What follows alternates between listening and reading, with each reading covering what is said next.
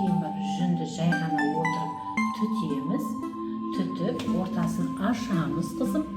Ортасын ашқаннан кейін барып бұл жүнді былай ғана түтіктейміз.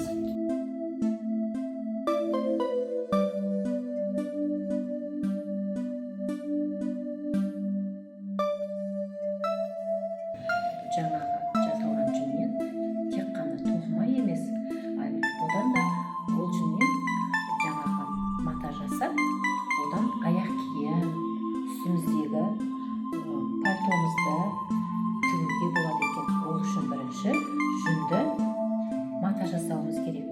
Мен саған қазір Айханым матаны қалай жасау керек екенін жүннен көрсетейін. Айханым, бірге жасаймыз ба?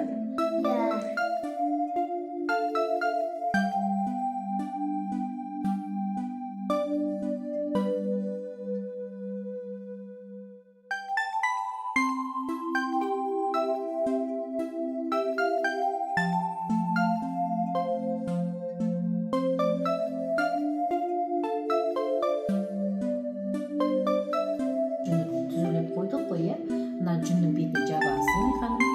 Жүннің бетіне былай жабамыз. Жүнді қатты қолмен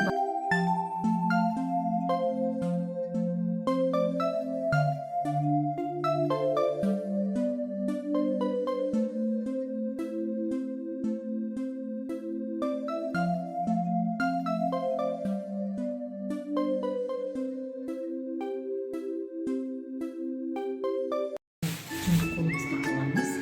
Мына жасалған енді аяқ киіміміздің ішіне табан жасау үшін жүнді жұлып алып, астына қоямыз. Айханым, былай